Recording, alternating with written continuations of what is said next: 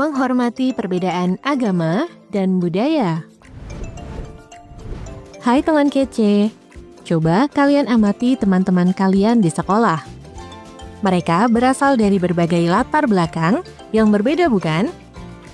Ada yang beragama Islam, ada yang beragama Hindu, Kristen, atau Buddha. Sukunya pun berbeda-beda. Ada yang suku Jawa, Sunda, Batak, dan lain-lain. Meskipun kalian berasal dari latar belakang yang beragam, kalian sebaiknya tidak menganggap bahwa budaya ataupun agama kalian adalah yang paling baik dibandingkan yang lain.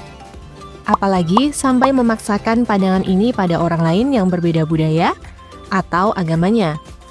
Kenapa ya? Apakah kalian tahu kenapa ini adalah hal yang kurang baik? Yuk, simak videonya. Indonesia memang sangat beragam agama dan budayanya.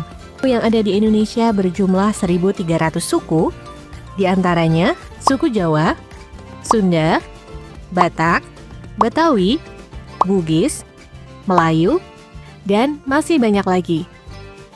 Kemudian, jumlah bahasa yang ada di Indonesia berjumlah 718 bahasa. Contohnya, bahasa Bugis, Batak, Melayu, Lampung, Jawa, dan sebagainya.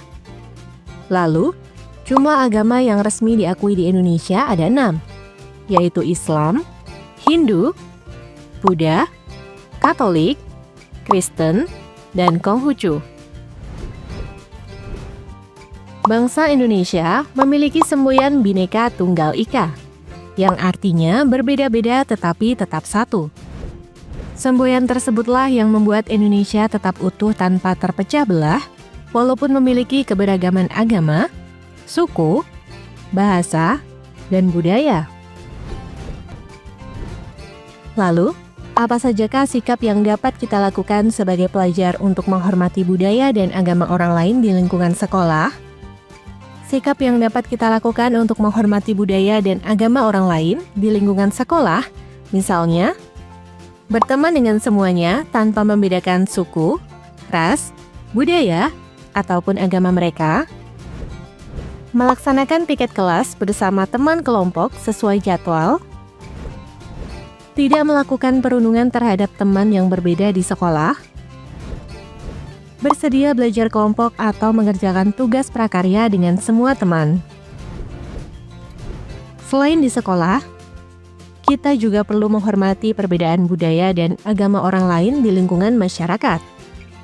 Beberapa sikap yang dapat kita lakukan untuk menghormati perbedaan agama dan budaya di lingkungan masyarakat, misalnya, membantu tetangga yang terkena musibah atau punya hajat tanpa melihat latar belakang suku, budaya, ataupun agamanya. Menghadiri kegiatan upacara adat di lingkungan tempat tinggal. Menonton pertunjukan budaya dari daerah lain. Tidak mengganggu tetangga yang sedang beribadah. Kemudian, jika dikaitkan dengan nilai-nilai Pancasila, menghormati perbedaan agama dan budaya merupakan contoh implementasi sila ketiga Pancasila, yaitu Persatuan Indonesia. Sila ini menegaskan bahwa bangsa Indonesia harus menjunjung tinggi persatuan di tengah keberagaman yang ada. Dalam konteks menghormati perbedaan agama dan budaya, tindakan ini mencerminkan pengakuan terhadap kenyataan bahwa bangsa Indonesia terdiri dari berbagai suku, adat, istiadat, bahasa, dan keyakinan. Dengan menghormati perbedaan agama, masyarakat Indonesia menunjukkan tekad untuk tidak memaksakan satu keyakinan terhadap yang lain. Hal ini memperkuat persatuan, karena membuat warga negara manapun merasa diterima dan dihormati. Sikap ini sejalan dengan semangat Bhinneka Tunggal Ika, yang menegaskan bahwa keberagaman tidak menghalangi kesatuan sebagai bangsa. Sekarang paham ya, kenapa kita sebaiknya tidak menganggap agama atau budaya sendiri sebagai yang terbaik? Pastinya karena kalian bisa jadi bertengkar dengan teman-teman yang berbeda agama atau sukunya. Dan pada akhirnya dapat memicu perpecahan bangsa Indonesia. Jadi, sebaiknya dihindari ya, demi Indonesia yang damai dan bersatu padu.